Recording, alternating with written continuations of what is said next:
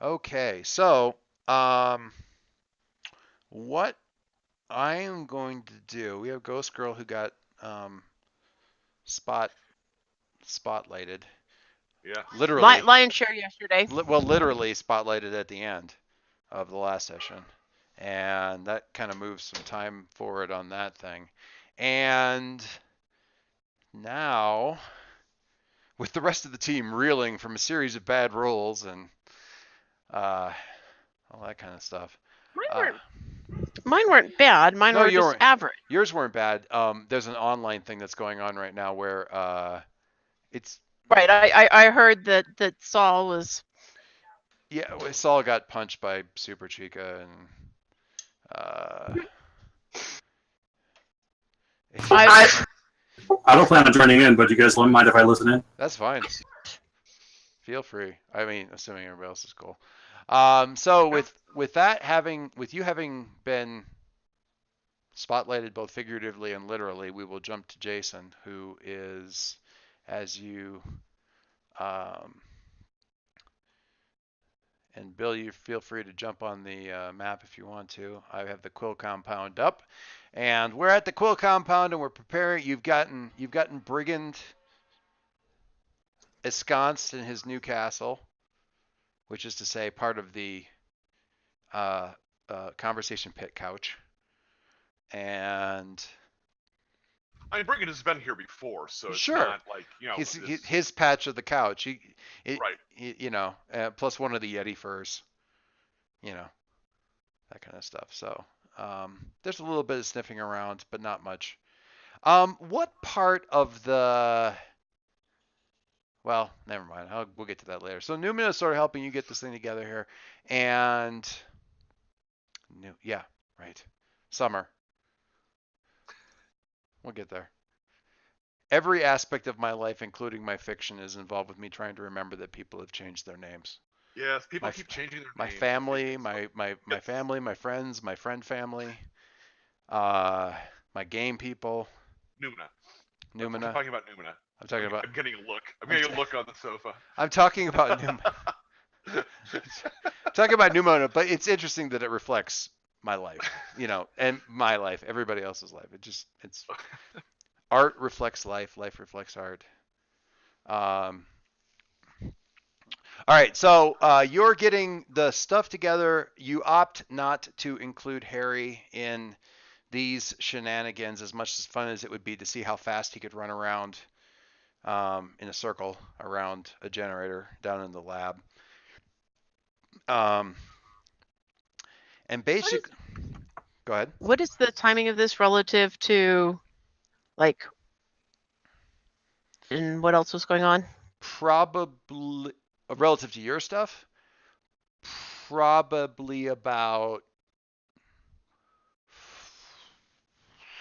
I can't 14. think of more than. Probably about a session. Well, no, No, that could be anything. I no longer than a day or two at the no, most. no, no, no. I was gonna say about 14 hours. Like Okay. your thing happened at night, and there was some time that took. You talked to. I don't know how late it was at night that you were talking to the mages, but then following Half the a major. half the mages. But following that, then you had to link up with Power Pony, talk with her, get that taken care of. Went back, went through, scanned the place, and there was there's a certain amount of time, almost lost time there, where you're trying to like get a handle on trying to scan while you're dealing with the background count of woe um, in the world. Yeah, no, I just was So, wanting a relative time but frame. sometime in the night was when that happened, and then Jason's thing in Florida was that day, and then he flew back. Uh, Okay. so not not more than half a day Not, ish. not long. Yeah, not long, Okay. not long. So Jason, really, you just have to deal with where is that little bit of uploaded stuff? So, oh, that was awfully small. You have the post. I have the post. The link to or where all that stuff was being talked about when you open a portal to a non-terrestrial dimension. Right. Yes. Magic or technology. Right. Yeah, and that was the other stuff was you've established the power supply, so you're not going to brown out this section of the city. You're not Right. using Harry, so that you just need to advance your Doom track. Well, I was going to try to use Ghost Girl, but you seemed to declare that was not something not going to happen. She's not here. Yes, but I was in her body even though I never touched it. So I thought that there's a possibility that might provide some sort of connection that I could hone in. No, well, no, you can absolutely say, because of the way the thing is written, you can absolutely say I'm going to where Ghost Girl is, provided the roll is high enough. Right. You can absolutely home in on her, but she's not providing the Juice. She's not juice necessarily, because he's getting a lot of juice from the network, but there is a synergy of powers to which you do not have access that these two provide. Got it. When they're interacting, and that's the part that you're missing in this scenario. But on the upside, you're not going to punch a hole through the universe, probably. That's a good thing, especially since it's like in my family room, or that's where I keep my stuff. Well, unless you roll a 6, in which case your family room may be forfeit. The conversation pit may be a conversation. Well, let's just maybe a pit, maybe truly the pit. And I'm not saying I don't want. It could become my family room, as in my family will be there in it, but it's not going to be where it was. Frozen in amber, but still there. Yeah, I mean, I'm not saying I don't want a 6, but let's just say if there's a 6, this whole session is going to take a decided turn, above and beyond. What could possibly go wrong? Okay, so I think that's just a freak roll for you. And it so happens I'm at -1 on my freak, so yay me. What could possibly go wrong? How about all of it?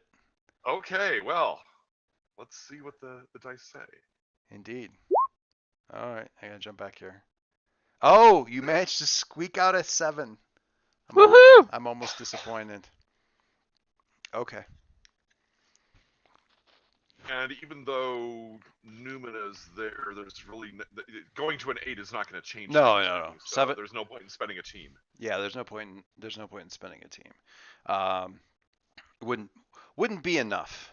All right, so you've got the thing up, and it seems stable, and because you're spending Doom, and this is something I've been a little bit bad at, although typically it kind of happens after the session when you pick up a lot of your Doom when you're not in session, but since we're in session and this is the Doom thing, typically I think the way it's worded is when you spend Doom, when you advance your Doom track, there's some aspect of the power use that you ask the player to sort of touch on how it's foreshadowing your Doom. So what is the what are the goosebumps down the back of your neck in particular from this experience? Or there seems to be a prolonged period of time subjectively, even though I know that it has to be very quick, where I am somehow experiencing the lab that I'm actually doing this, which is leveled down from the family room. I'm doing in the family room. Right. And kind of those visions of the weirdities between the membranes where I was briefly with Ghost Girl and the location I'm going to, and they're all sort of overlaying. I can't seem to touch or impact any of them, as if I'm kind of spread out across all of those places. When you say the weirdities, are you referring to these things or just the weirdness of the shadow realm? Of the shadow space that Charlotte sort of travels through. Well, that's sure, we can throw in those weirdities, because I mean, damn. Why not? Why not? But I was really thinking of kind of the shadow realm between worlds, and okay, that's cool. Like. All right. So you're having trouble keeping them. Yeah, it's like separate. it's all it's all overlaid in my all my senses, and I can't seem to do anything to either filter it out, zero in on one thing or another, or even impact any of the things that I'm seeing for this really kind of freaky timeless moment. Right. And in processing this, we've talked about this, at least the way things are working right now. In processing this, your bots tend to function as sort of a buffer overflow for this thing. And a lot recently that's been personifying as little Alicia. So with that, you're actually seeing her sort of racing around the room, like doing stuff. Flipping switches, but they're not on panels that are actually there. Like they're panels that are showing up, but they're not ones that are actually in the room or doing anything. But they seem to be sort of processing your stuff. But as she's running around, she's little Alicia. She's regular Alicia. She's Alicia circa Antarctica. She's Charlotte. She's. You were saying it was the place where you're going to, and this lab, and the Shadow Realm, and what was the other thing? That was sort of layered in there? You would ask the question about whether the Shadow Realm included the goofy, awful fungoid thing. Oh, right. And I kind of shrugged and said, sure. She's not that, but she's dealing with that. And as she right as it all kind of comes, like the portal really kind of fully activates. Before you say that, yes, I'm not actually going directly to Charlotte. Okay. I'd like to go, we'll say 200 meters due south of Charlotte. Okay. Because perfect. I'm paranoid about this whole thing, and I always see strategic possibilities. And sure. If Charlotte hasn't reported in, things might not be going well for her. So kind of like suddenly showing up, inside herself might not be helpful. Right. Absolutely. And that's great. So when this thing kind of, just as it's about ready to come into thing, you actually see little Alicia look back at you, and it's somewhere between a shrug and just this sort of helpless, like, there's too much for me to handle kind of look on her face, and she sort of flickers and de-reses. That's not good. And you almost feel like little Alicia, and you feel like a little bit of a nausea wash somewhere in the back of your head, like the kind of nausea that you get from like your inner ear being off balance. As she sort of flickers and something goes away, something isn't properly handled in the loop at that point. Some buffers are deleted that shouldn't have been. Somewhere in there you got a blue screen of death, but it wasn't one of the main screens, so sure it's fine. Just reboot that sucker. And this is your main problem, is that Byron built most everything. Well, this is a big problem, is that Byron built most everything in here on Win 8, and it's just, there's no good there. Maybe XP. Anyway, so the portal is up. Numina is right there, looking ready, looking resolute, looking reassuring. Actually, probably reassuring more than anything. That's Numina. I'm going to open my mouth to start to say something like, "Are you sure you want to go along with this?" And am actually surprisingly wise enough not to actually say it. So I'll just kind of. He can be taught. Kind of give a grim smile and a nod, and do the jump into the time tunnel effect sort of thing. Nice. And as we see the back of the room, like as you jump through it, as soon as you basically leave the room, the gate holds for probably another couple of seconds maybe, and then because I have paper swirling around and all this other kind of stuff, and the gate just basically collapses, like whatever was holding it up just drops, and you get that line of sort of what do we call it, metallic goo, or stuff just in a line there on the floor in the lab. Yeah. The same kind of stuff that Charlotte found in the cemetery. There's more of it, because Jason can afford to be wasteful. I was gonna say I'm sloppier than Alicia, so I'm not working on a budget the way Alicia's. That's true. It's not sloppiness so much as, and you said 200 Oh meters south, right? yes, Okay. Yeah, that should work. That's a reasonably good uh uh facsimile. that's not a good image. You kind of a little bit. The air is kind of. It's actually not too bad. Um, Once you cut through the despair. Air quality wise. Um, Numina doesn't. There's a bit of a flicker, I think, probably in the projectors and stuff as she goes through the gate, but that could be attributed to a lot of different electrical stuff. There were two robotic pieces with her, primary robotic pieces. Like one was, am I remembering that right? There was like part was There was the assassin bot. right. Was that the floaty bit? That was the floaty That bit. was the floaty bit. Yes. And and there was the hard light projector. Which wasn't But necessarily. there was something else involved. God, what was that? 30 kilograms of nanobots to hold it all together. No. No, there was something I remember thinking was an invention that was not.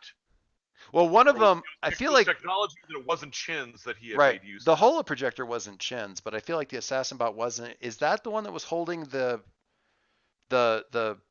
brain, so to speak? Yes. Okay. Well, I it could well yes. The shell is. I had to put in I had to take out stuff in order to fit something in that would hold. Right.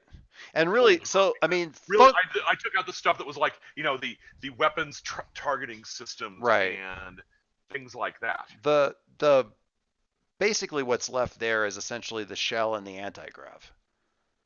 I mean, is that accurate? Pretty much, yeah.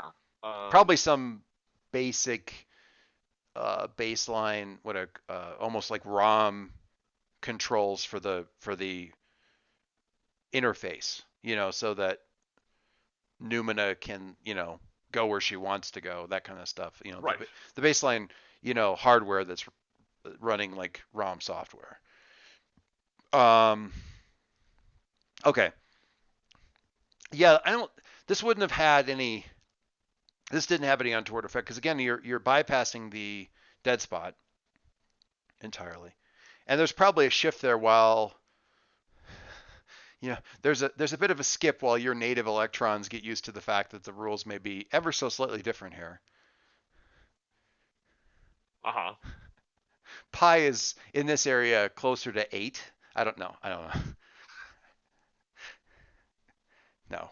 But anyway, so there you're not,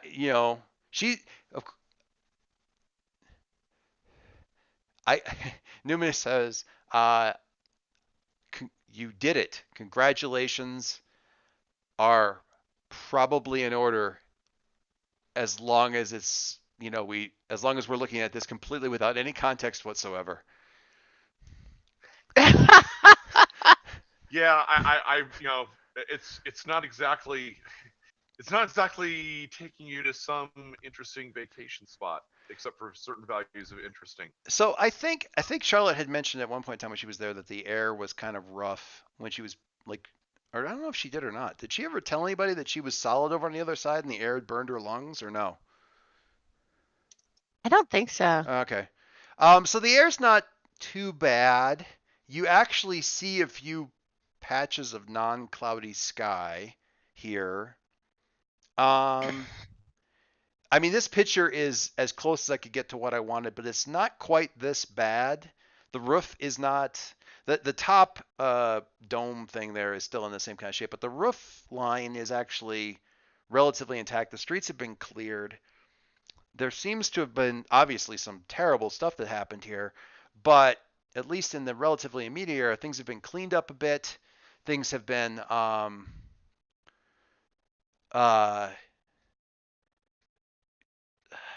civilized. something. Normalized? I wouldn't call it normalized because it's definitely not functioning as a capital city of anything at this point in time. Well, I mean, am I seeing people, people on the streets with donkey pulled chassis of old cars, getting from place to place.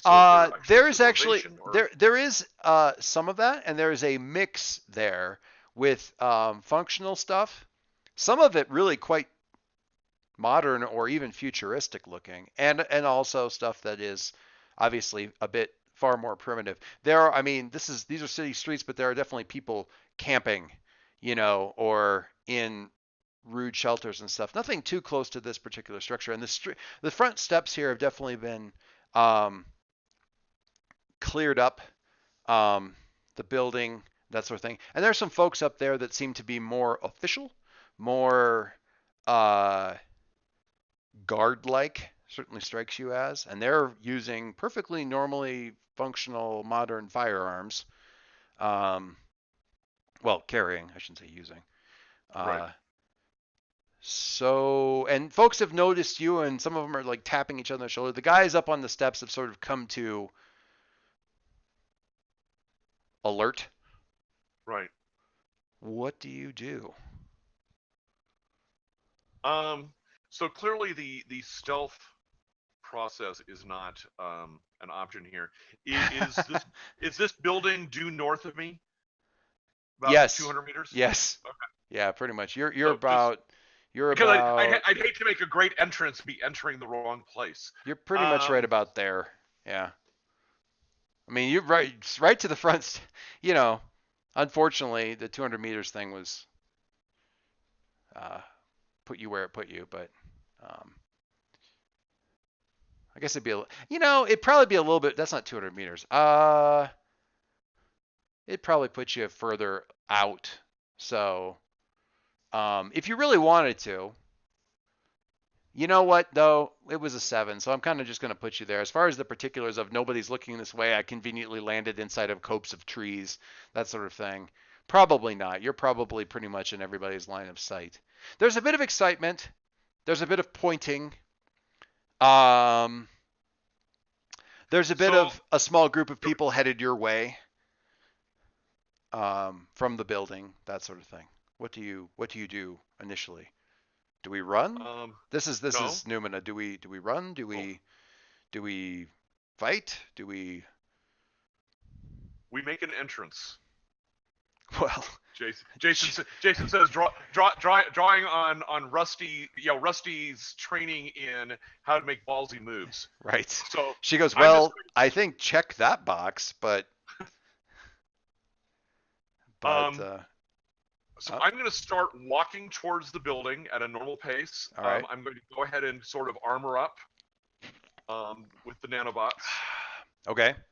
Now, how are we looking at a futuristic tech, like the new Tron movie kind of a thing, something like that, or what are we looking at here? Yeah, I mean, it would probably, not anything wildly crazy, but kind of something akin to sort of kind of an Iron Man type of setup. Right. Plates articulation, something that looks futuristic but not wildly crazy with weird protuberances or Sure. chain guns on the shoulders or anything like that. I didn't know if you were thinking full like armor or more of like a armored bodysuit kind of a thing. Well, what I was thinking. It's all nanobots, so I mean it's kind of the same as far as Jason's concerned. Nanobots all the way down. All right. Well, let's not go that far. Not yet. That's another nightmare that Jason has. Okay, so yeah, you're approaching Numina. I do say stay close by. I will protect you as needed. Ditto, I guess. Let me see. Tron, what was her name? Movie. Can't remember. I'll have to look for I need her. What was her name? Olivia, is that it? Since I never saw the modern Tron, I There. can't. Oh, you should. It's quite fun. I'm sure I should. We'll say Olivia. Cora, Olivia Wilde. Oh, Cora. I've actually got one of her. That's Bill posting on the. Yeah, I heard the beep and I thought it might be, but I'm gonna here.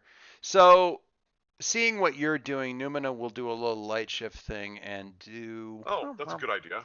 Yeah, she'll go with something. Here, this will work well enough, especially considering that previous. Doot.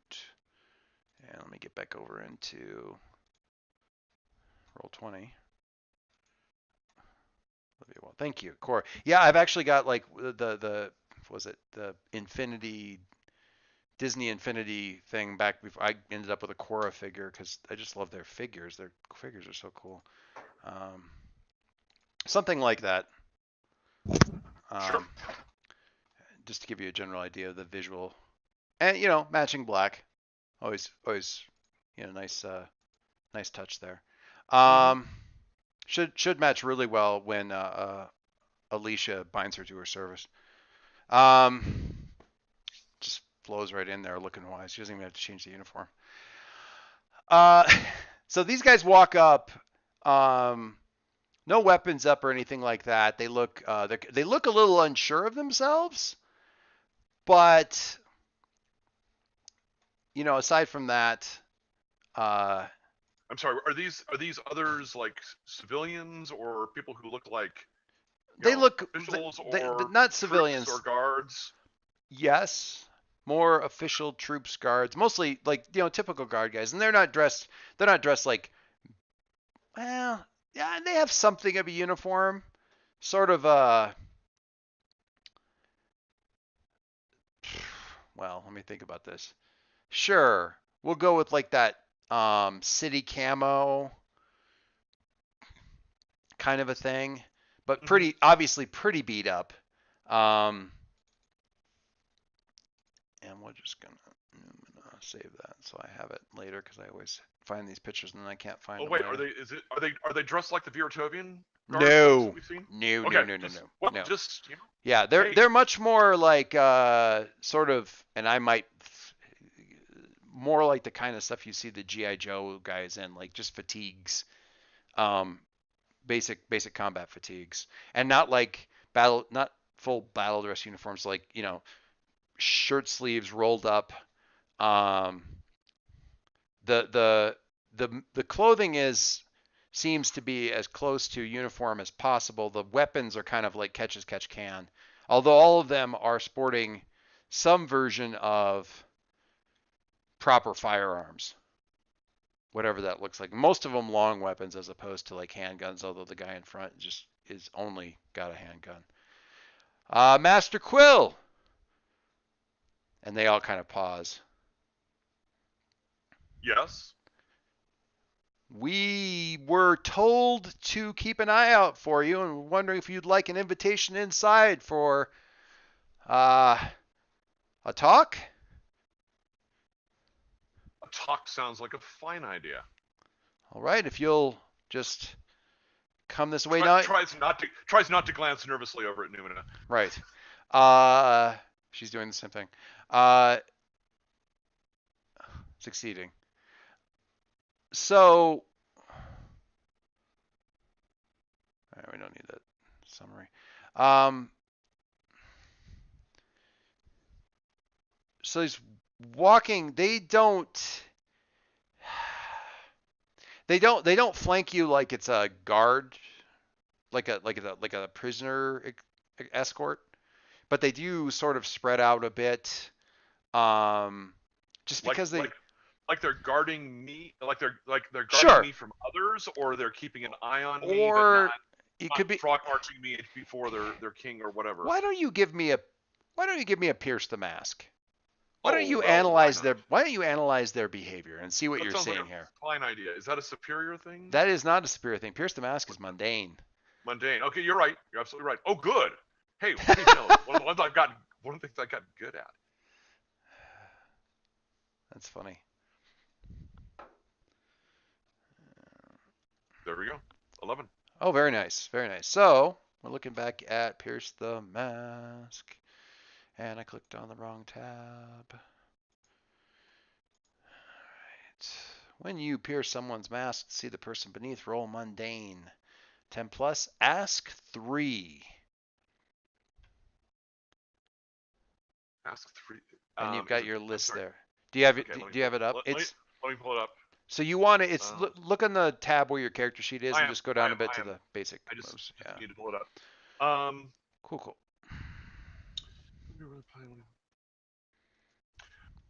What do you intend to do? Okay. I should get a piece of paper here and scribble this stuff down myself. Yeah. House is still in post-party clean mode, which means all my stuff is put away. What do you intend to do?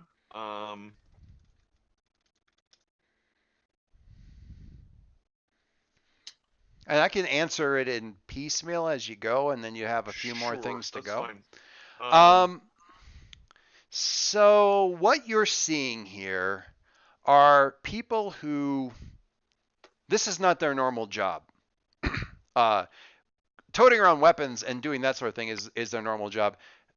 Impromptu greeter, plus honor guard, not their normal job. So there's quite a few sort of surreptitious glances between them, going, how should I just stand kind of out here? Am I carrying my weapon at port arms, or am I just lugging it like normal? Or there's a lot of glancing about. So they're kind of in an honor guard kind of setup. Yes, they're definitely doing that. You get the sense that they'd be a lot more comfortable if this were a prisoner escort. Right. And they're not. And they're not wishing it were. They're just wishing this were more comfortable. They're not. So what do you intend to do? What they intend to do is follow their instructions and hopefully get to the point where they don't have to do anything get out of this stuff that they don't know how to do and back to stuff that they do know how to do. They seem like a pretty grim group. Just they've taken Stoic to a whole extra level. They've been ridden hard. Yes, they've had a rough go of it. And there's some people watching, partly out of just curiosity and never having seen. You would assume there are people having done this sort of thing. There's some farming going on. Some of the places, if you could see around the other side of the building, it would just give you a shot of that from the comic out book. On the mall. Yeah, the mall has been like completely converted into like farming. Nice. So there's you can't see it, but the comic book reader can because they get the Right. overshot, and that kind of stuff. So, given that, what else have you got for me? And you could talk. You could. I mean, obviously, while you're walking, it's a couple hundred yards. That's eighth of a mile. You've got some time to at least ask some questions or talk to your. So who instructed you to keep an eye out for me? Your friend and your father. I hope I'm not being forward and giving too much away, but No, that's fine. Just verifying my own information. Right, and this right, was, of course. And this was a recent alert to keep an eye out for me. Yes. This morning. Well, technically, it was still dark, but I suppose it was morning. So, and from that, Well, you could. My father has his purposes as always. Absolutely. What's the guy gonna say? Well, he's not being pretty. Actually, his response there. So, what you had asked, what do you intend to do? Yeah. His response there is very emphatic, very heartfelt. I'm not. I'm trying to think of the word. Fanatic has the wrong connotation, but it's not off by much in terms of the tone that you're seeing there or hearing or something like that. And there's even a few murmurs from people closer in earshot as they're walking along and stuff like that. So any follow-up question?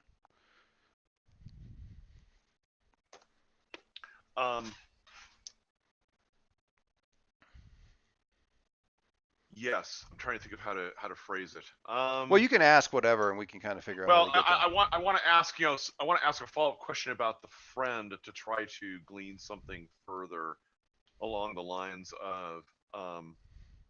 Well, that can just be conversation. That doesn't have to be Pierce the Mass stuff. That could just be more information. Let's see. So as far as the Pierce the Mass questions, actually, what would he like me to do, or what would they like me to do? There is a lot of glancing, and again, we get these little sidelong glances and stuff, and they're kind of taking in your appearance currently as it is, and also Numena's.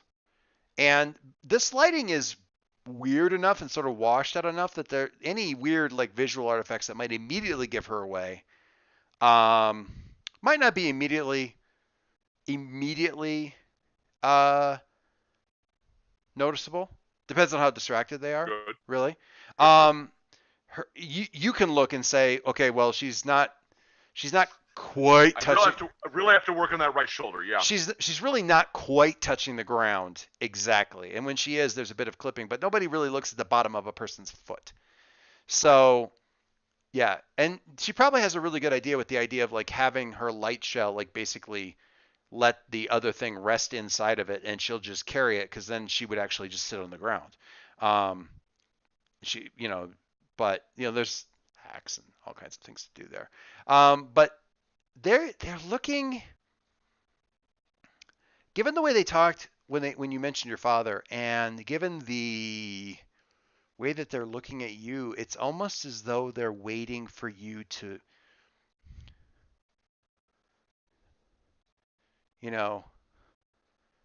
something incredible, I suppose. You know what I mean? They're waiting for me to do something incredible. Well, the whole thing from The Incredibles, like, what are you waiting for, kid? Yeah. Something amazing, I suppose. But they're kind of looking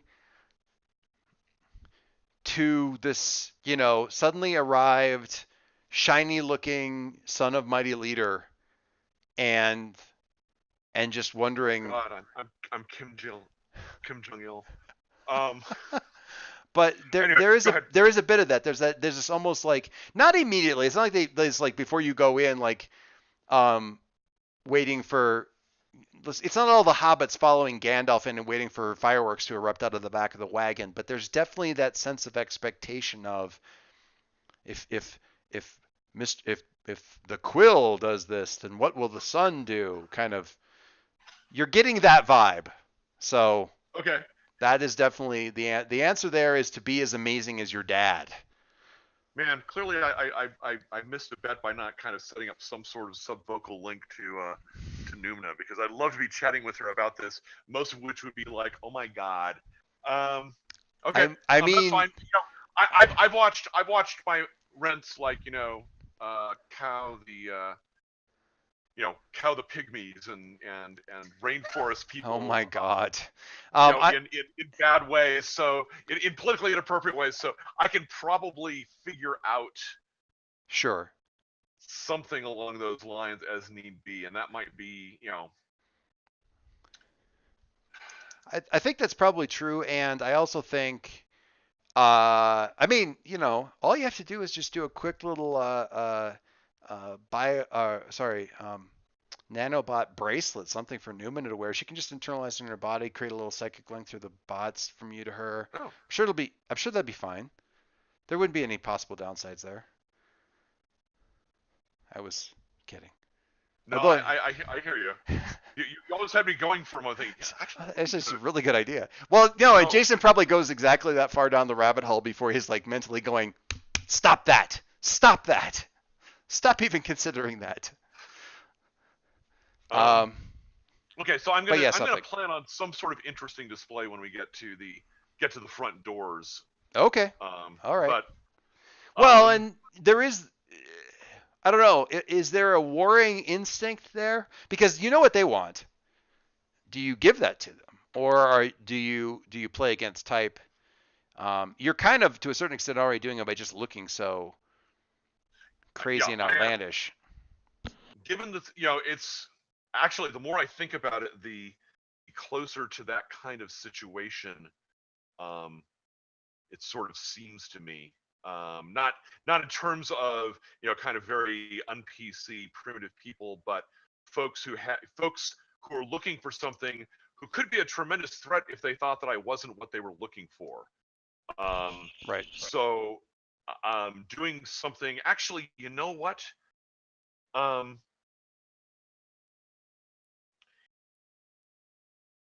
since I've got a third question. Mm-hmm. I'm gonna go with for the. Does he have a rank insignia? The guy who's come out to greet us. Yeah, he's got probably like a. He wouldn't be really high ranking if he was like sort of It's like a on lieutenant, watch duty. Like I would say or I would say like a captain's bars kind of a thing. But again, it's like cloth captain's bars. He's not wearing any actual pin. He's wearing like sleeve bars. oh sure. I mean the real pins have been melted down and used for you know heart To- lung machines or something. torture device. Yeah, heart lung Or machines. torture devices. Yeah. Um, Really, actually, if the so technology is more advanced enough, you can use them for both. It's great. Um, so the possibilities. Okay, so I'm going to go with I would like to know how I could. What sort of show would best help to gain influence over him? how can I get influence over you? Okay. Oh, put me on the spot.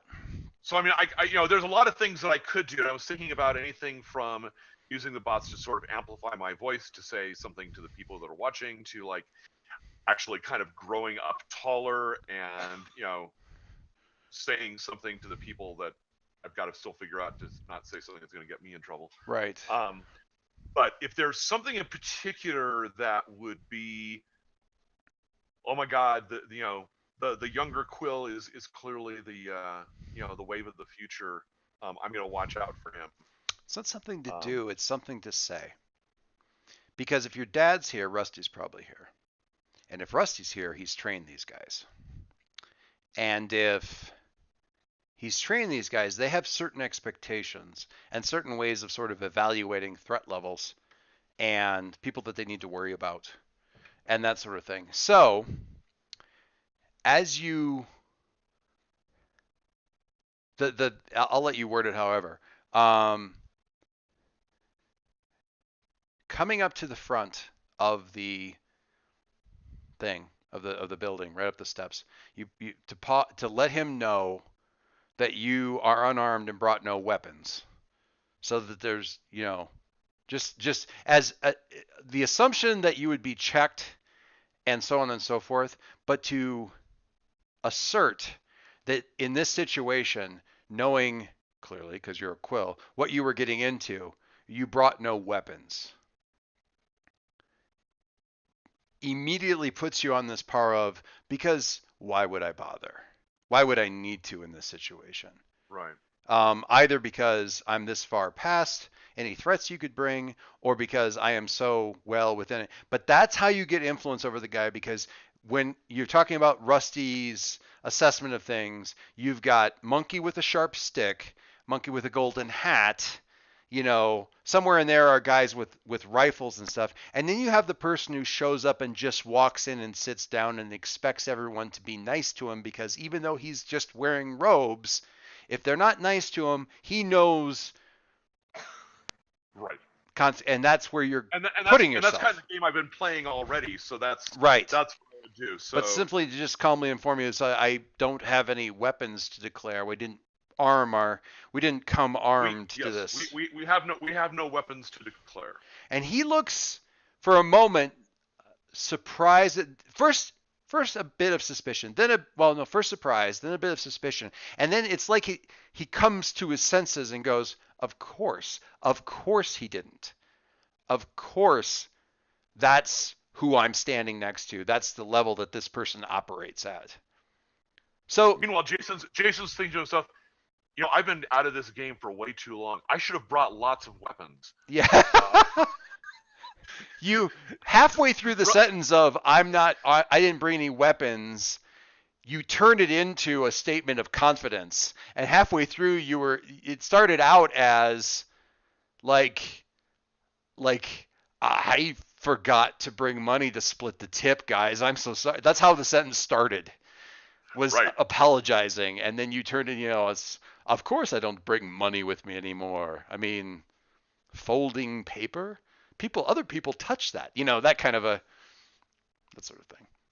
Right. So yeah, you get that, and he's like, one of them actually opens up their mouth to say, it's like, we should still, and the guy just looks at him. All right, well, please, after you, and I suppose that's, you don't know where you're, after me, follow me, please. I gesture onward. So he a good portion to you the honor. Yeah. A good portion of the interior of the building, at least in the central sections, has been rebuilt, and he takes you to one of the wings. And inside it's actually in quite good shape, and from the various places we can see the windows through to the other side of the building, you can see that out there through the not plaza. I'm terrible. I'm a bad American. The mall. It actually looks quite nice, honestly. There's a sense of freshness. There's a sense of potential and possibility. Looking out there, your mind starts to think about. You start to, you can't help but think about possibilities there, ways things could be improved or added, or I wonder how many people they've got here. How many people have they brought in already? What's the situation elsewhere? Is this the best place off, or is it, is this a shining beacon of light in an otherwise dark landscape? That sort of thing. But looking out there, it's easily the most hopeful thing you've seen since you got here. But you can't get around the fact that the light outside is still wrong. It's just not the right light. Your body, your little monkey brain knows exactly what the right light looks like outside, and that's not it. And it's never going. You get weird light during a sunset or a sunrise where the light sort of echoes back and forth between the ground and the cloud cover, and you get weird sunset lighting and stuff. And that's a momentary thing. This is light that's never going to be right. And there's a part of your monkey brain that just wants to crawl away from where you see that, because it's just wrong. But here in this spot, looking out that way, somehow it feels like, yeah, it's wrong, but it's going to be okay. What? There's a hole in the despair? There's a hole in the despair bucket, dear Liza. So, yes. And I don't know where. I don't know the layout of this particular building well enough to say where exactly you are, but they bring you to a large suite of offices, really, and the one that you're in has like a nice bank of windows or French door kind of things that would open out into like a backyard that was probably a lawn at one point in time, and now is again given over to gardening and that sort of thing, or agriculture. You don't get all the way there because coming down the hallway is your dad. And Rusty, not 2 steps behind him. Yeah, but is Haji there? Amir is not there. No. Amir is not there. That probably just as well. And they they come in a. Kaylee just walked into the room, squinted at me, and made a head explosion like motion. Uh, and they come in a and they and one of them murmurs to the other one, and maybe it's the bots, or maybe it's just you're good at reading lips, or maybe you just know what Rusty would say, but you swear to God he leaned nearer to your dad and said, "Dear God, what is he wearing?" Um,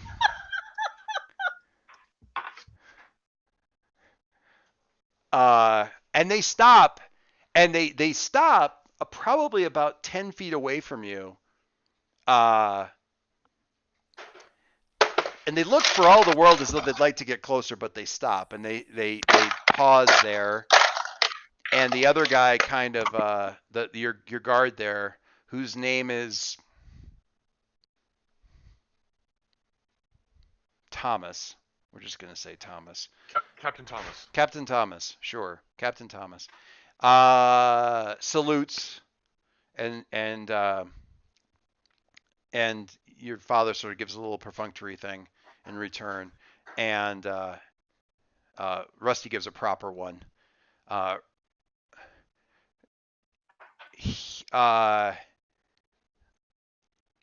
you, Captain. You may go.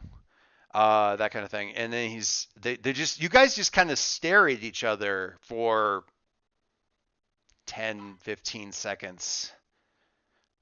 Hey, Dad. What's new? I honestly, even when she said you were coming. Oh, God. Kaylee. Honestly, even when she said you were coming, I didn't really believe it.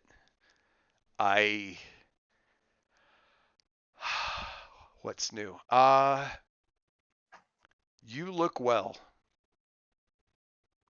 So how does he look? He looks, Except for the whole doom thing, you know. he looks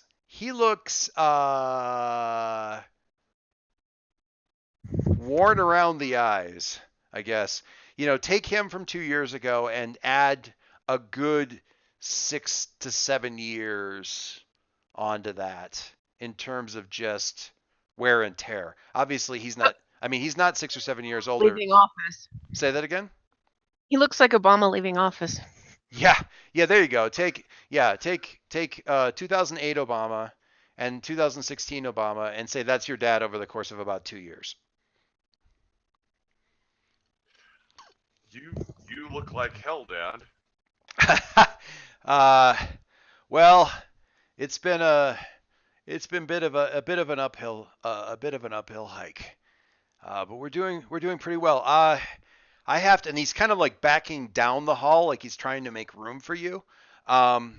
We've got some space in here. We can talk if you want to, in your friend. And he kind of squints at her because it's a dim enough.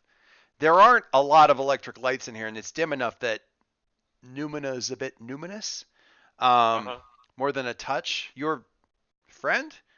Yes, Mr. Yeah. Quill. It's Dr. Quill. I'm sorry. It's a real honor to meet you finally after everything that I've heard and studied and read. And she's so lying right now. But she's being very polite.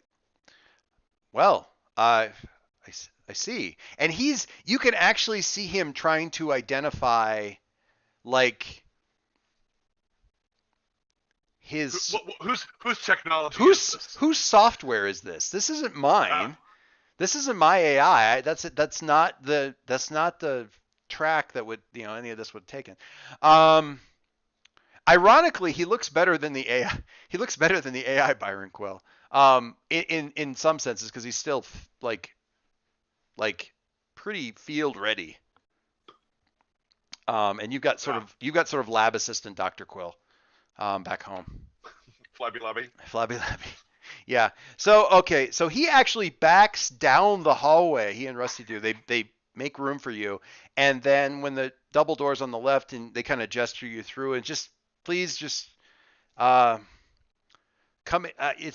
There's a lot to explain, and I apologize that uh, it's really come on in, please. Can you tell me where my friends are? Well, Excuse me, where my friend is. your charming Miss Palmer is right there. Um, so Charlotte, you're in a big office, a very nice office. In some ways, very reminiscent of the kind of manly studies you would expect from your uh, Era. original era. In some ways, at least with some of the decorations, art, books. Um,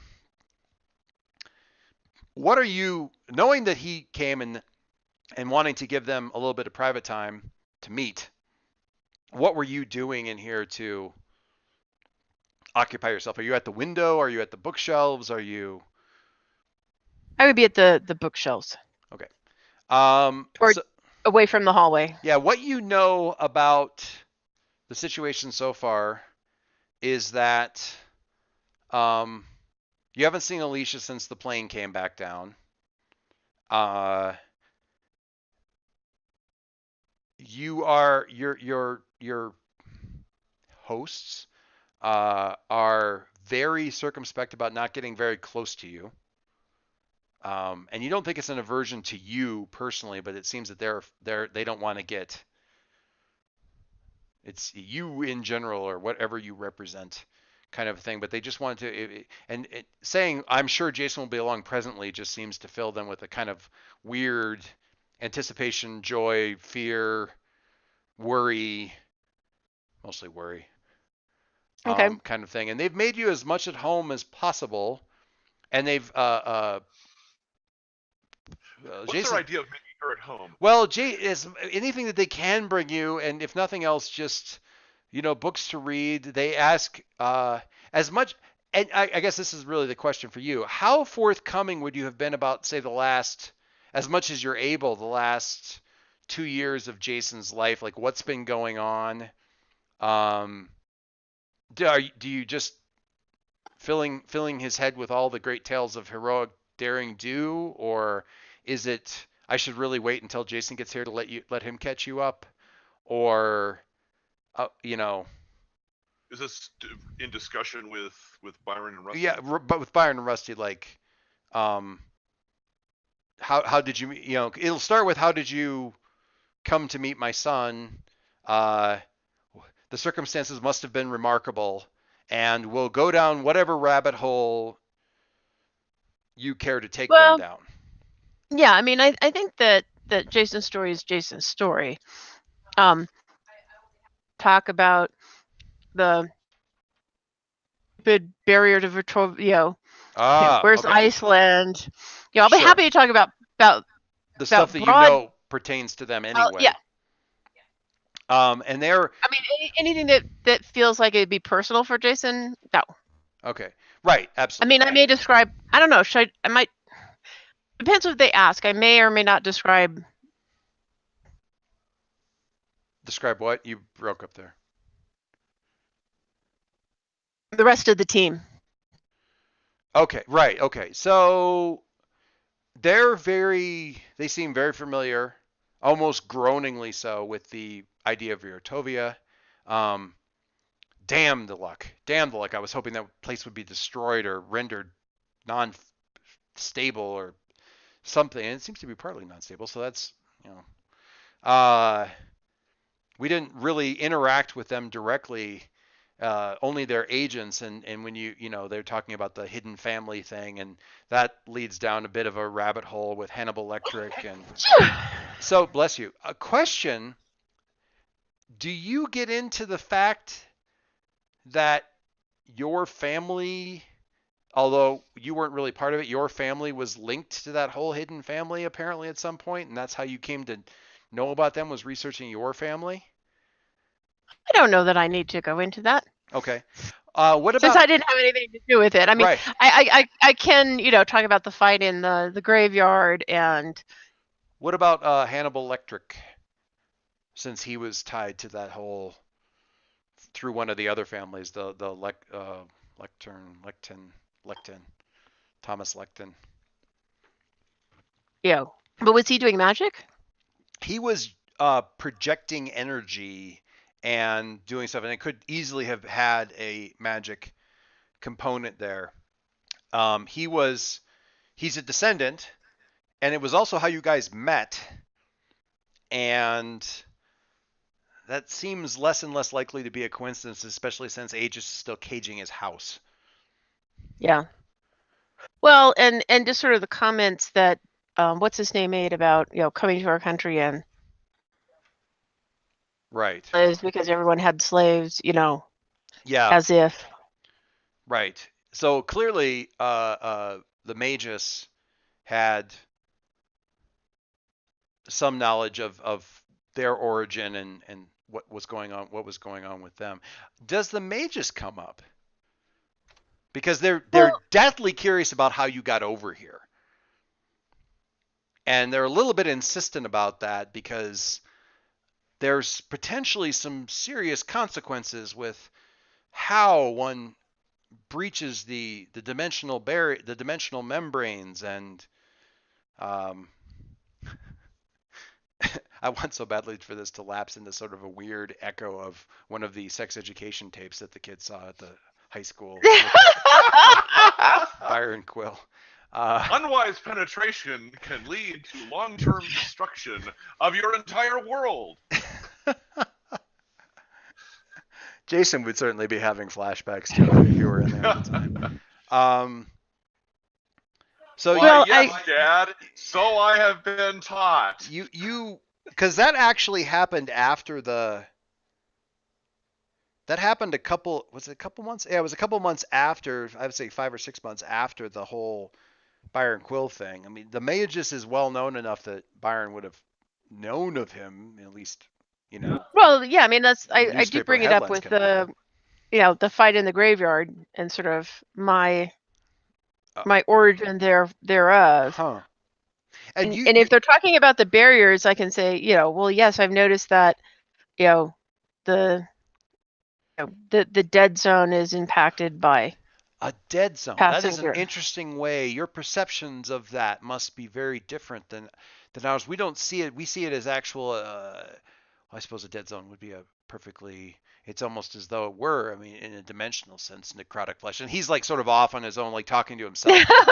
So, I'm kind of doing that. I'm very good at the polite smiling and looking interested. Right. Is she seeing like Jason when he goes off down a conversational self-referential rabbit hole of yes, although he does a lot less doubting himself in the process.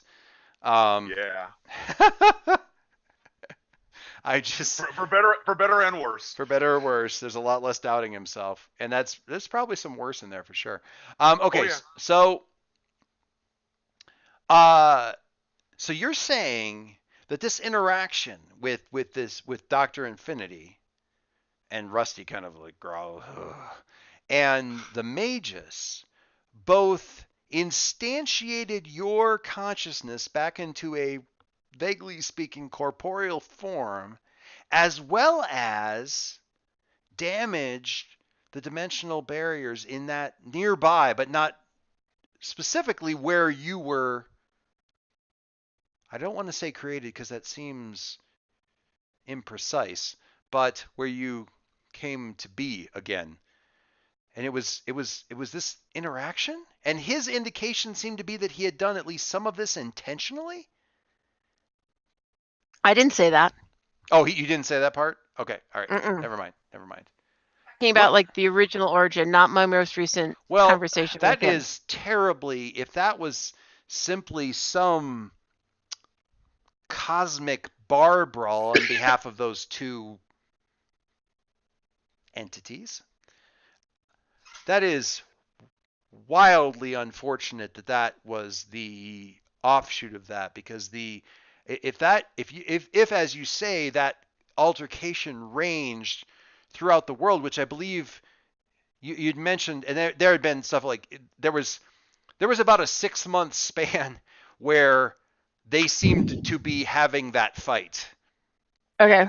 But not in any kind of order. People have like had like the Doctor Who conspiracy sites. There's a number of conspiracy sites that are like taking all of the security footage that's ever been assembled over that fight and trying to find the actual chronological order that stuff happened in.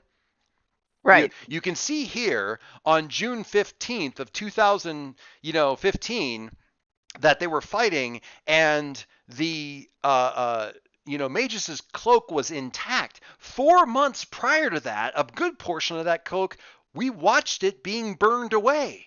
So it couldn't have, that had to have happened, the event 4 months previous must have happened prior to this other, and that goes on and on and on and on. So whatever they were doing out of sequence, linear sequence. Right, which I sort of got the impression anyway, so exactly. that was possible. And if this ranged throughout a period of time as well as over the world, that could mean that there are a number of these damaged locations, and that does not bode well for everything that we were trying to prevent.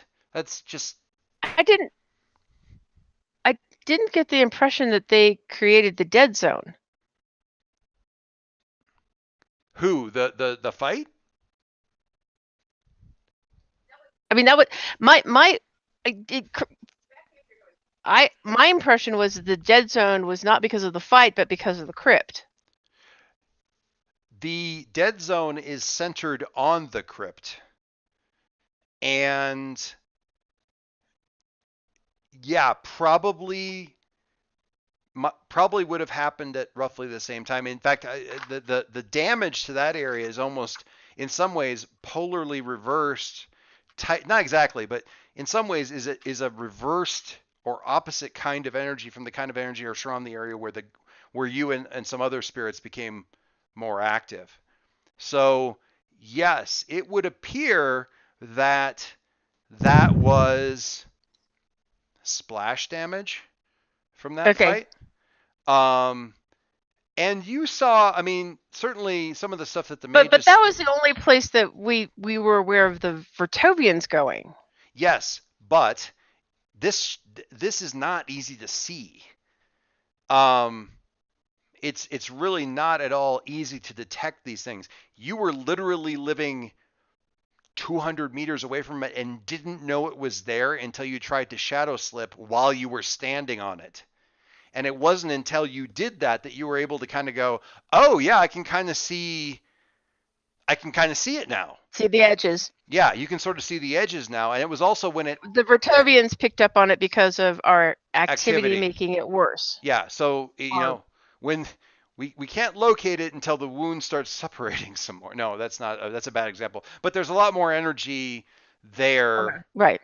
So they're able to kind of, in the same way that Harry's thing, they were like, and they also kind of have to be relatively nearby, which relies on the island actually kind of being somewhere nearby. Leo was being a bit of a pessimist about it when he said, going through here, while I'm waiting for Charlotte to come back, I'm also going to kind of watch for Victorians, because when this kind of stuff tends to happen, these guys tend to show up. And that's exactly what happened. It just took a couple hours longer than he thought. Okay. It just happened, it was about 12 hours later. And partly that delay may have been from the fact that they were tangling like 3 members from the Halcyon, from the League,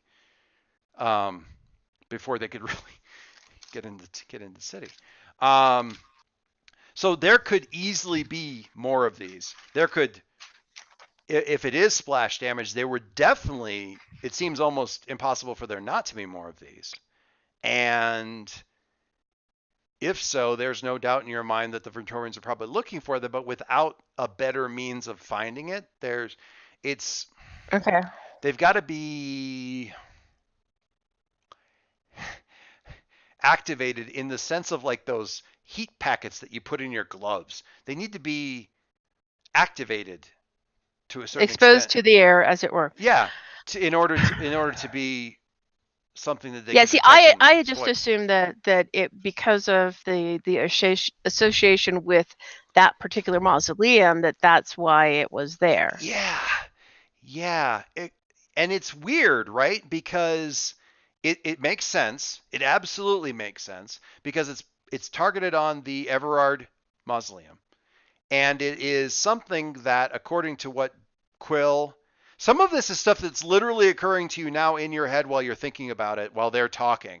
But based on what Quill said, this is not good for the stability of the two dimensions. So it's working directly against what, say, Quill was going to, in his own words, it's working directly against what Quill was aiming at when he tried to stop this thing initially, which would then indicate that it's working in towards the benefit of the Hidden Family, Vjortovia, and theoretically whoever's trying to do this whole collapse thing. Okay, so that means it's working for the group that Everard is part of, right?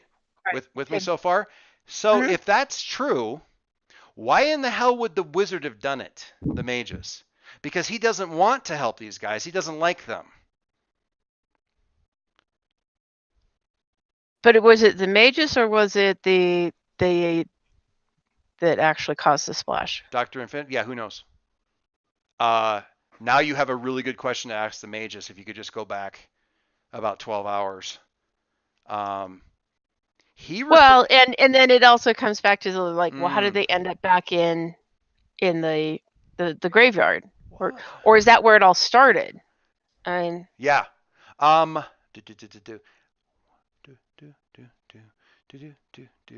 How about you give me a I'm going to ask for a superior roll. Because this is definitely like really thinking about the puzzle of this thing and not necessarily trying to figure out somebody's motivations or stuff like that. 7. All right. I'll take that. Assess the situation. When you assess the situation, roll superior. On a 10, ask 2. On a 7, ask 1.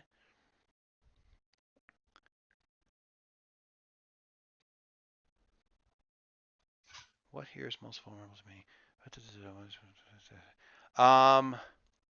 The pictures, the questions don't quite match up, but I can or the questions don't. But I've got one that I'm satisfied with. Okay. This damage on the sepulcher, on the crypt, he referred to as a wound. He very specifically said that he did something that he thought would get him you. Right. And he referred to you as a healer. Yep. So it follows that whatever this other thing is was the thing that he was working against. And then that follows that whatever happened, whatever that thing was Dr. Infinity. That was kind of the train of thought I was going for. Yes. So... And what do I know about Dr. Infinity, though? Fuck all. Okay, that's what I thought. Okay. Pardon my French, but not much. The doctor, she presents as female, so I'm going to say she, although it's an android. They present as female, at least in most of their android forms. Does not like Halcyon City. That's an established thing. Generally speaking, does not seem to like Halcyon City because Halcyon City seems to be a point of temporal chaos, which that's fair. And actually in the news reports that you've read about it, where you've because you did a little bit of reading because they were both involved in your creation. Mm-hmm. In any of the news articles where this is brought up is one of the reasons Dr. Infinity, there's actually a post like that, 10 reasons Dr. Infinity doesn't like us, from the Halcyon City Herald, opinion piece, Sunday Times, or Sunday release. And that particular point is that where, sort of this bit of temporal turmoil is listed as the number one reason, but it's also phrased in such a way that in the Halcyon City paper that it's actually a point of pride. Yes, nice. We are. Yeah. Hell yes, we are. Look at us. Look how awesome we are. Well, that's because no one likes to be compared to the masses. Well, and I said something like that to James earlier, and he was like, well, yeah, we've got a whole family of speedsters and then other speedsters. That alone would be enough to make us unstable in time. But yeah, there's lots of other reasons. And now you have a ghost full of, have a graveyard full of active ghosts. And so yeah, my crudity aside, and the Quill Foundation, yeah, mm-hmm. Yeah, but dozens and dozens of reasons. And Dr. Infinity has, on any number of occasions, tried to destroy Halcyon City, go back in time and change the events that led to its original founding, the things that led to the concentration of capes in this area, has attempted on any number of occasions to mess with Halcyon City because of it's the weather, it's the weather. So, and that's about all that. I mean, that's known commonly. They've tangled with the League. They've tangled with Transcendent on a number of occasions, and stuff like that. But so go hat in hand to the League and see what you can find out. But see how well that goes. But not today. Yeah, and they've tangled with the Magus on more than a few occasions, but not this Magus. It's honestly, now that you think about it, kind of weird, because what could he possibly, I mean, aside from screwing with the family, what could he possibly care enough that would lead to him going with a life and death thing? It's just not it's not what he does. He parties. He orders, he dumps $200 bottles of champagne over his head to celebrate when his team scores a goal in the FIFA World Cup. Because he's got 20 more behind him. Anyway. And you're putting a lot, I don't know how much you share as far as that goes. Well, I mean, obviously I've talked about the two in the creation. Right. And they're going off they're clearly that fight, and Byron's thing, he is his assumption that he's going with, and it's up to you entirely whether or not you give him another potential way of reading it, is that this was the cosmic equivalent of sort of a drunken barroom brawl that led to thoughtless damage to the membrane, possibly in multiple locations, and as such, you can sit there raging at the dying of the light and shaking your fist at the heavens at these idiots, but that's as far as it goes, because we're having to deal with we, like ants, are having to deal with the fact that the humans came through and stomped on our nest, kind of thing. Know that it was unintentional, given that it was, of course, in Halcyon City, and we know how Day feels about the city. So, I mean, I think that there's an aspect of it that can be related to that. Also, my research into the Vartovian, what is their stupid name? You can just call them the family. The family, brings them all back to Halcyon. So you raise an interesting point. It's certainly the Dr. Infinity has had a number of reasons and times. He's not listening, is he? Well, no, he's kind of right. He's got his own theory. I know the type. He goes, I see what you're saying, and yes, Dr. Infinity, certainly it could, taken in a straightforward fashion, that theory does hold up, because Dr. Infinity does have a history of attacking Halcyon City, seeking to eradicate it. We've had the opportunity of working with others to stop them in the past. But that then puts us in a situation where Dr. Infinity was attempting to destroy the city, and it was being protected by Magus Everard, which seems fantastically out of character for that individual.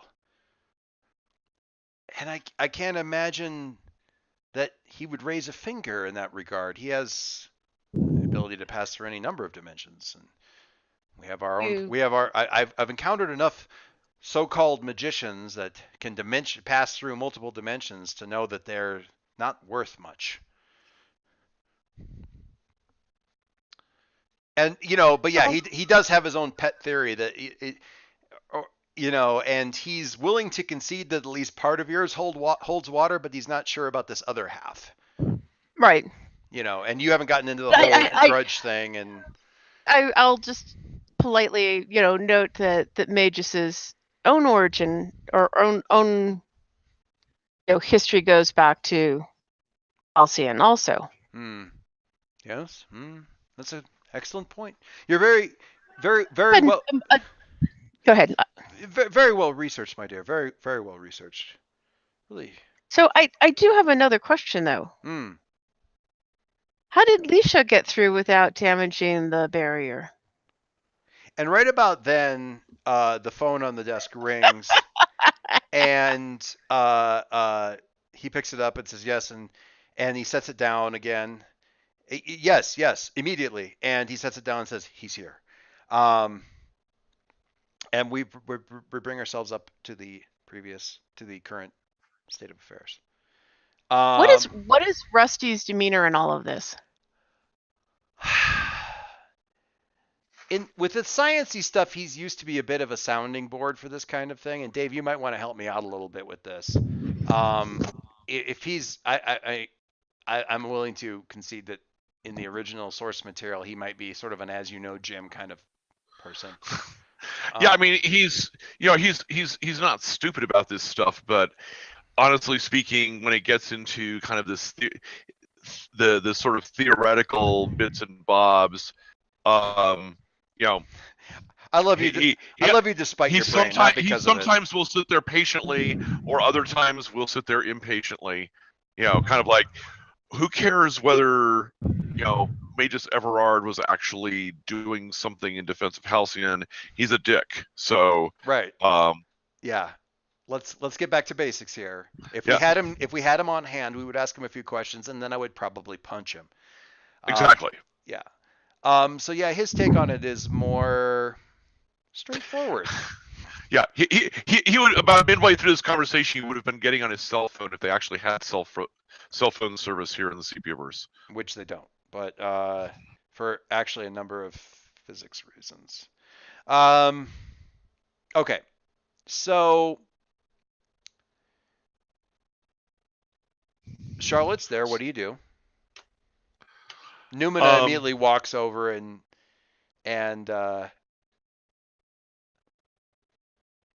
so glad you're okay, is already crossing the room while you're still sort of taking in what you're seeing and not seeing who you're seeing and who you're not seeing. Right. Well, I don't know if there's anybody else that I'm expecting to see. No, so. I guess that's true. So I would be I'm willing to be half a step behind Numina. Okay. Right. So just to go, I'm probably sussing out the situation in the room more than she is, but I'm also interested in, is Charlotte okay? Yeah, Numina's giving her a good smile and showing off the new body, because I don't think Charlotte's really seen. Nope, I haven't seen it. Yeah, it's like, I think we're cousins now. It's one of the things. Because she kind of makes her hand kind of fade in and out a little bit, which is interesting. And everything. So introductions made. The two older gentlemen stay a bit back. Let that happen. So Charlotte, you didn't come back. We were concerned. Why didn't I come back? Well, there was that whole thing with the spotlight and the plane showing up, and so yeah, that's an interesting question. All right, so this will be the flashback in which she explains what happened, unless you don't explain it in front of everybody else. Although both Byron and Rusty were there, so they're not going to find out anything they didn't know.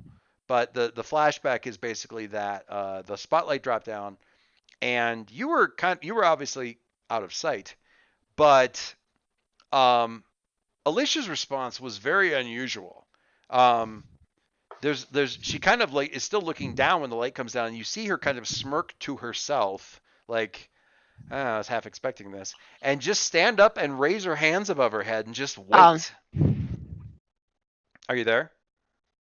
Did you hear me? Yeah. Okay, good. So she just kind of like stands up and just raises her hands above her head and just waits. And the plane lands. It's the Dragonfly, except it does the VTOL thing. And it's also, you notice, quite heavily armed and armored. It's not the slim little needle. It's not what I saw in the picture in Jason's house. No. It is bristling, is really the best word you can think of for it. Which is a bit of a, I mean, honestly, the people that you hang out with is a bit of a shock. I mean, Leo doesn't, he doesn't arm his stuff. Jason doesn't arm his stuff. It's just, it's interesting to see. Well, given the look of the Sepiaverse, though. Yeah. Exactly. And if you'll allow me this, because it simplifies my life tremendously. As they're coming up and they're keeping guns trained on Alicia, and there's some exchange going on, and the lights and the engines are still kind of loud. You on a bit of a, well, they honestly can't hurt me, but also kind of just a impulse, come up and you actually back off a little bit and then walk out and say, I'm a friend of Jason, because you recognize the people, you recognize Rusty and Byron, the faces that, so you basically like come up out of there and they're asking questions about the other Earth. So you think it must be really, truly Jason's dad. And Alicia's not giving them anything. She's just, well, and I find it interesting that, so this has been here, so they've chosen not to respond to it. It wasn't set up. It wasn't set up to be a response thing. I mean, there was a response signal that they sent, but the way the beacon was originally set up is we're sending this out to give you enough time to rendezvous with us. And I don't know. So they may have rendezvoused in advance to see if anything interesting happened beforehand. And hey, look, Alicia. Or they were fiddling with it. That doesn't sound. Yeah, or Alicia did something to indicate that we were here, or I don't know. She had close to a solid hour here by herself before you got here. Not quite an hour, but a fair, half an hour to 40 minutes at least.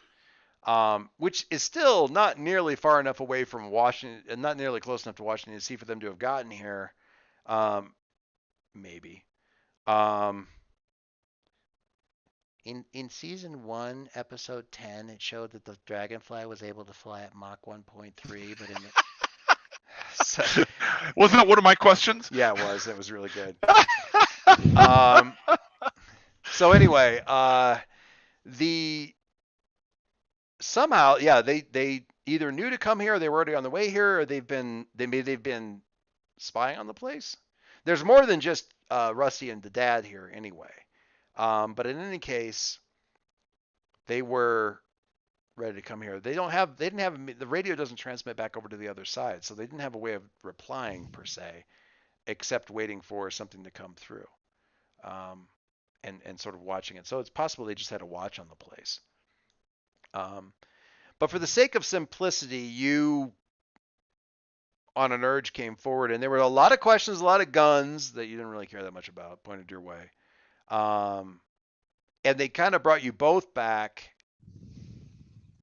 to talk to, but you were immediately separated and taken to a questioning place. But after not very long, Byron or actually Rusty, weirdly, was just like, just come and lets you out of that area and brings you up to the, guest of honor kind of thing. For whatever reason, aside from the rather, actually just for a little bit of fun, we'll say that one of the things was like, they had left you alone in the room for a while, and you just popped your head out of the secure room. It was like, is this going to be much longer? And demonstrated you could basically walk through and out whenever you wanted to. And at that point in time, they were like just kind of looking at each other, going, "Well, I guess we just let her go up because we can't hold her anywhere because she's a ghost." Empty, frustrated gesture your general direction. In the absence of any ability to be impolite, they've decided to be polite. Keep your friends close and your enemies closer and in nicer quarters. Yeah, apparently. So that's it. And Jason, that's where you find out. That's about when you find out that Alicia was actually the precipitating event that brought Charlotte over in the first place. Alicia's here? She's under watch, says Rusty. And you're watching her waiting for some explanation as to why she's wearing my tech, says your dad. Because I gave it to her.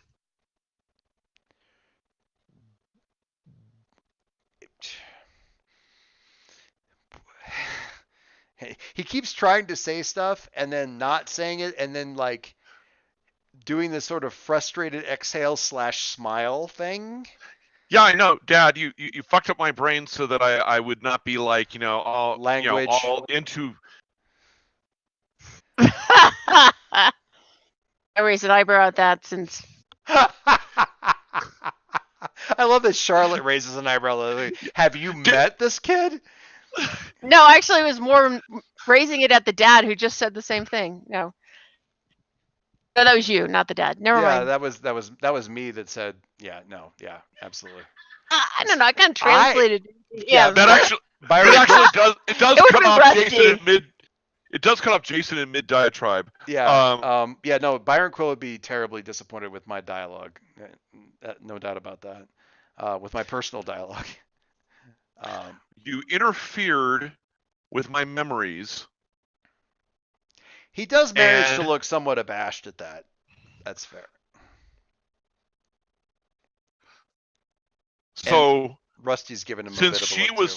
Since she was trying to get here, potentially to rescue her father, who was last seen working side by side with you. Yeah. I felt it appropriate to assist her, even as we were trying to get over here to assist you, who was last seen working side by side with Dr. Chin. Well, that didn't last very long. It's actually not fair. It lasted a fair while, but it's not the case now.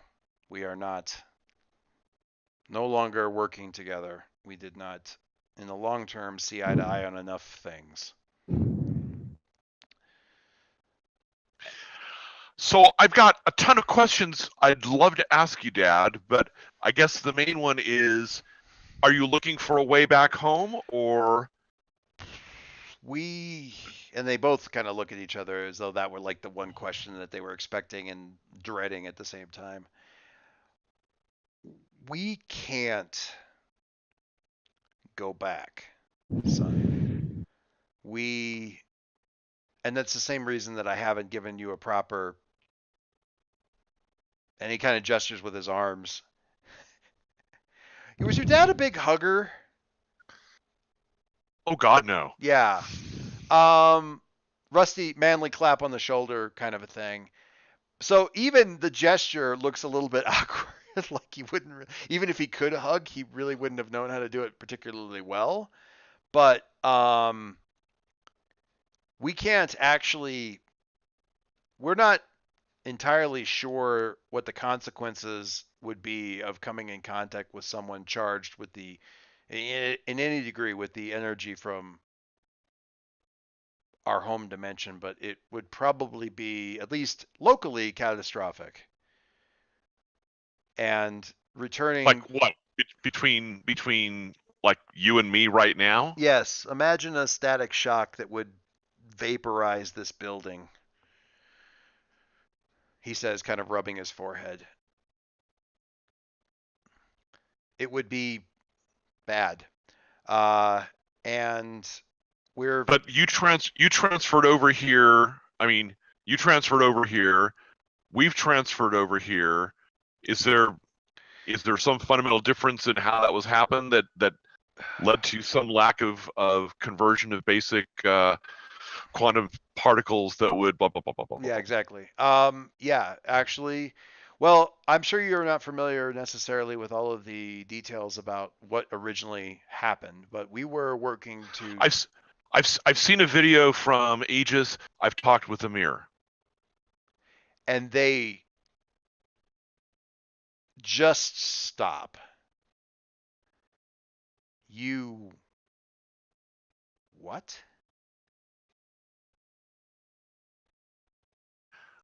I've seen a video from Aegis that was taken of... No.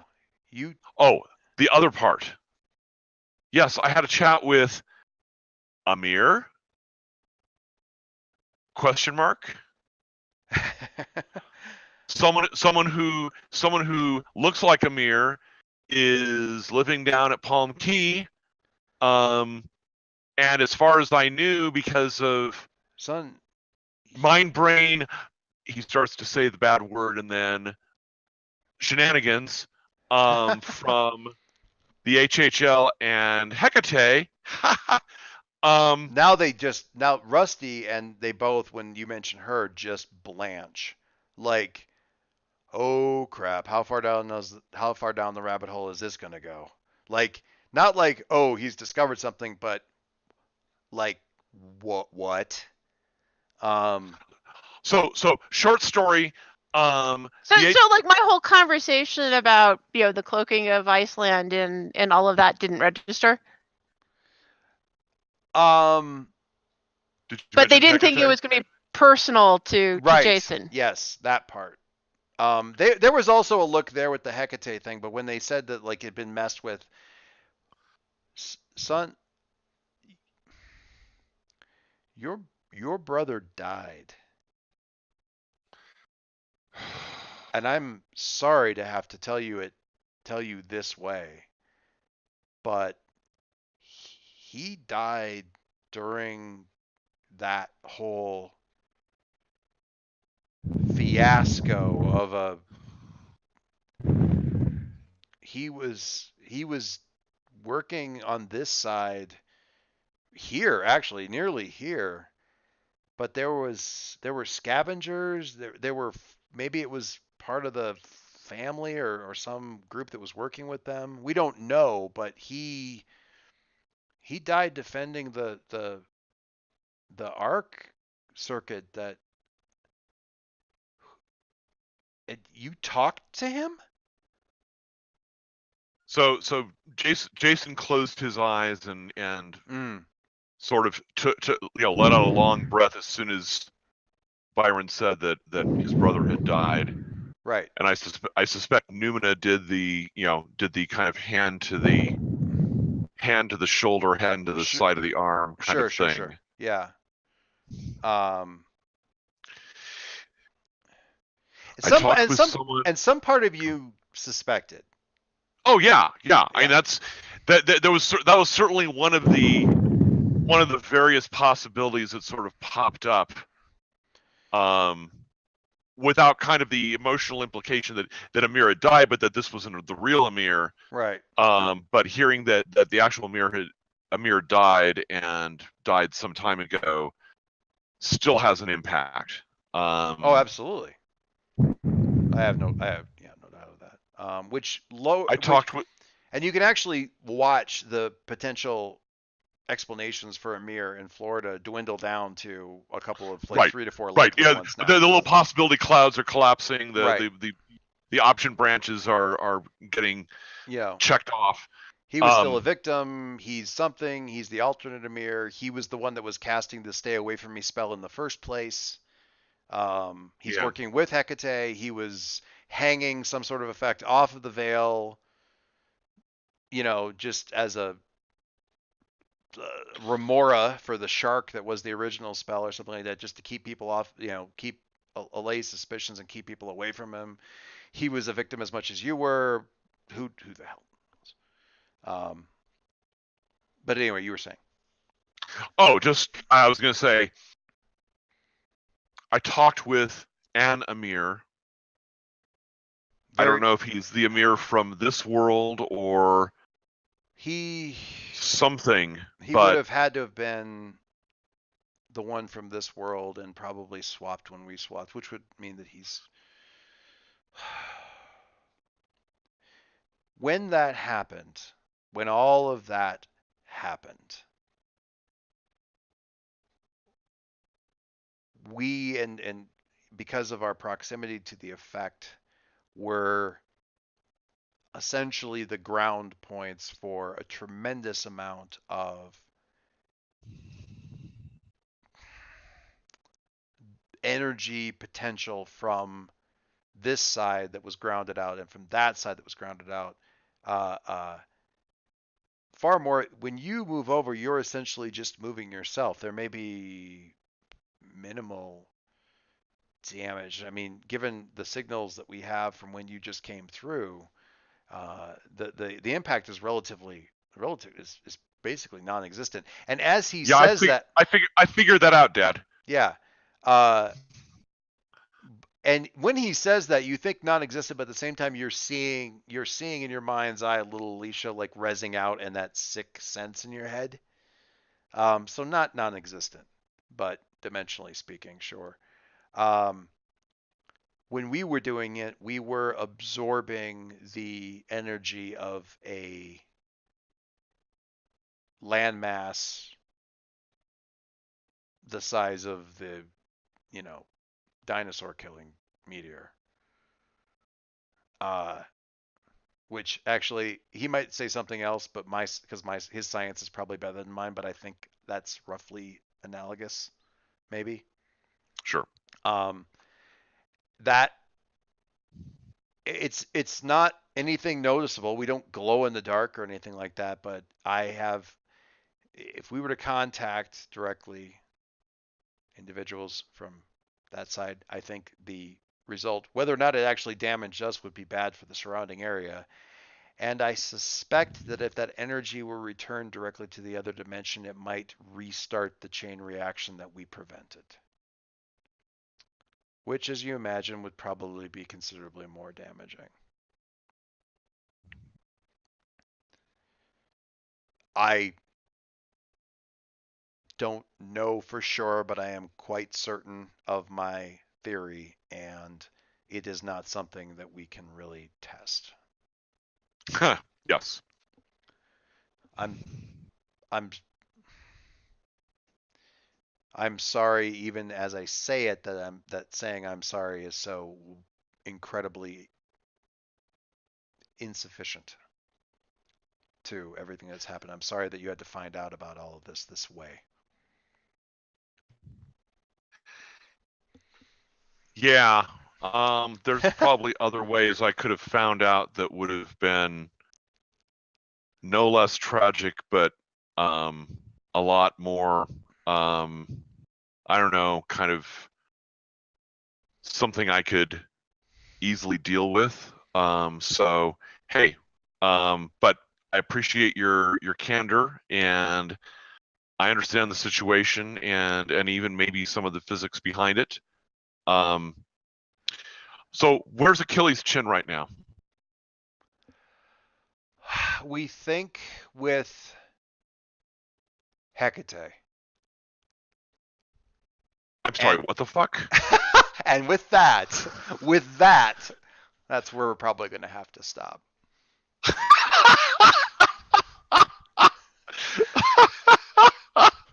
Okay, I have to say, with all the possibilities and things that I had floating around in my head for this, that was not the answer. Okay, Catherine is coming over, looking at me. Jason says to Byron over in the Sepiaverse, okay, so where's Achilles' chin right now? And he says, we think with Hecate. Yeah, she just mouthed the same word that Jason's not supposed to say. So, it's so funny. Oh, my delicate ears. Oh, my delicate ears. Now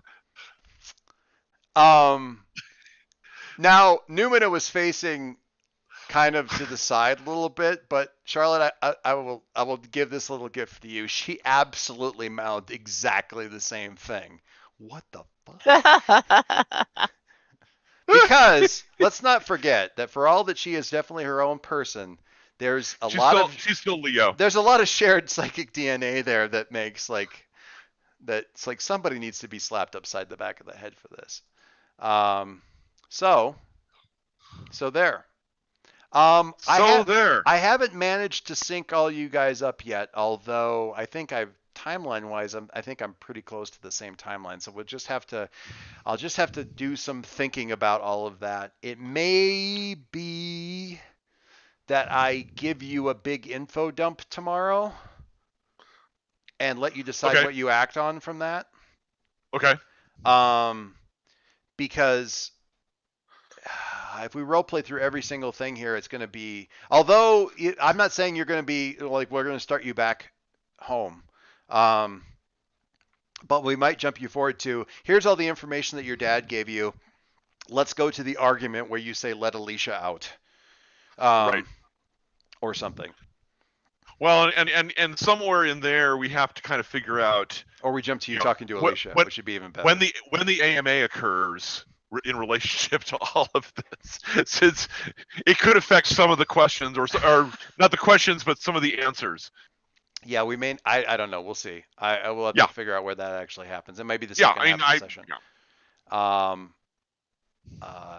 There may be. There's a whole bunch of things here. You know, I mean, you've got the ability. You really do have the ability to go back and forth at will. It's just that pesky Doom track. Because you've got Portal, and Portal literally lets you jump back and forth into different people's scenes. That's the ugly way of doing it. Right. But you've got Charlotte. You could do it the other way, assuming they could get together enough juice to send you back. Right. Which, you know. Oh God, damn it. Oh, damn it. Yes. Oh, I just thought of something else, another bomb I wanted to drop on you guys, and I still haven't been able to do that yet, and I'm really bummed about that. But anyway, yeah, what do you guys think about the whole, like, as an info dump kind of thing? Some kind of summary document, or do you want to go through some of that? The problem is, well, I mean, I you know, the problem is giving you the information. We've got a series of spit takes then that take up time, and that takes up a lot of spit take time. And I want to give, we've been waiting, but at the same time, you've been waiting on this a long time with Jason, and I don't want to rob you of any of that either. So sure. Well, I'm already, I'm already planning if I can carve out hours someplace here or there, kind of doing a, Jason, all of this stuff going on from Jason's perspective, and what's going on in his head. So, but, I'm willing to bend to a large degree to the needs of the greater collective plot, especially given, given the amount of time that we're talking about. This may be, in the comic, this is probably like three or four pages in a row that are just those 3x4 like grids of just, slightly sepia toned line drawings in two tones with a lot of yellow text box up in, a lot of yellow text boxes up in the corner as a bunch of stuff is dumped out. So, I mean, did they bother to pick up the device to see what? They grabbed it when they had gotten the signal. It was a reinforced kind of radio thing. They got it. The fact that you knew about it and the fact that you knew what it had been put in here for and stuff like that was enough. That was a lot of the argument towards, knowing, because the information in there that was contained in there was like who might meet you, and you're one of the people on the list. So it made it a lot simpler as far as that. You did see also, Charlotte, I will say, when you're flying back, that there was a tremendous amount of damage. The whole flight up from where you started up to DC, the whole eastern seaboard is just annihilated. Coastlines are different, and most of the difference in the coastlines is craters and that kind of stuff. Mm-hmm. It's just, it's grim viewing, and the death toll just in Halcyon City, or whatever the name of that city, they refer to it as Mercury Bay, but the death toll there, if the city was anywhere near the same size as Halcyon City, has to be in the millions, and it's all the way up the seacoast.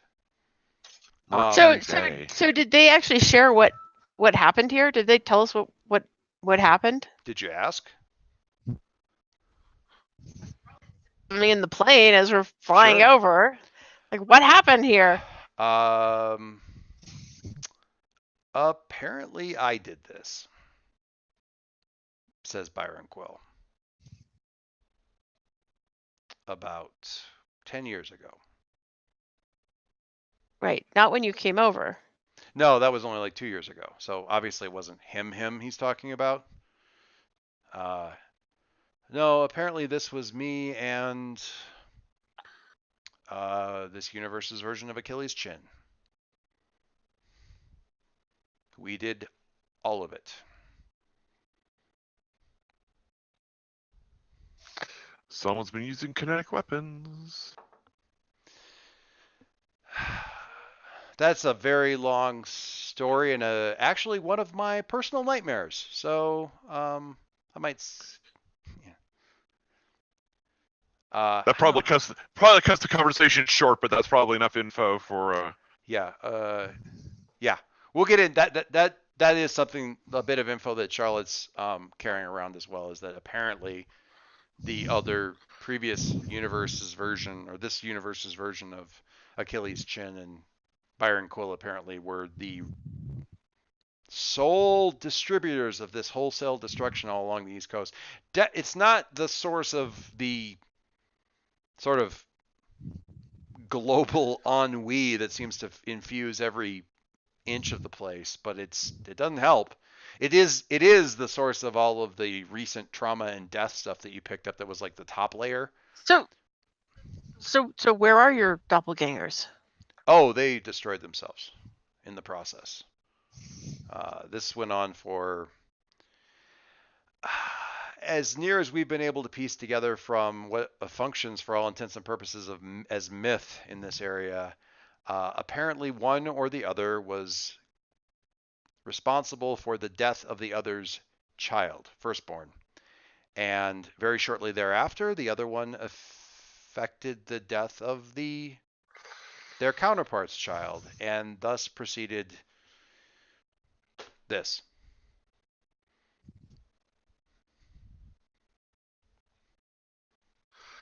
But somehow Amir is... I have no idea what the story behind... I didn't know that there was an Amir. We never encountered them. They weren't part of the stories about this war. We never encountered or heard of that, and didn't know that he exists. Well, that's a... If you ask about Amir and that kind, I'm not sure that Amir would really be on Charlotte's radar to have had that conversation in the airplane. But if that ever comes up, it's just that they just didn't know Amir was around, because he wasn't when they were, and he wasn't part of the stories back then,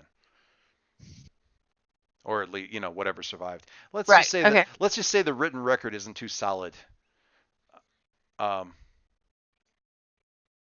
okay, we're done. Anyway. Okay. Okay. Right. So Kaylee came in and said, "My timer, I went AFK, I can't hear anything," and I was telling her that we were. Okay. All right. Yeah. So I mean, just if it influences the direction of the info dump, kind of Jason's strategy here is he wants to get Alicia from out of the dungeons underneath the U.S. Capitol. And there may be good. God, how long have you been waiting to say that sentence? I've been afraid to say that sentence for a long time. And so his curiosity about Achilles is limited just to that, enough to be able to talk with her to convince her that she wants to go back.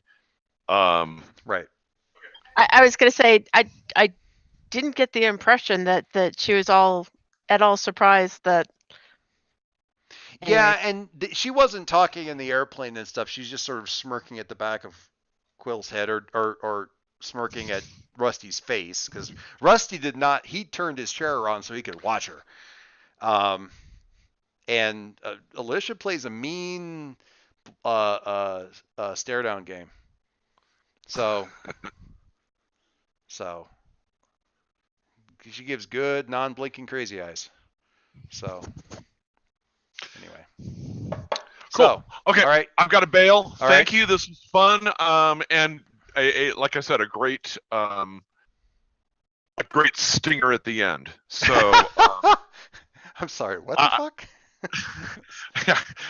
So I'm looking forward to hearing more amidst everything else, and we'll get stuff written up as time permits. All right. I will cobble stuff together.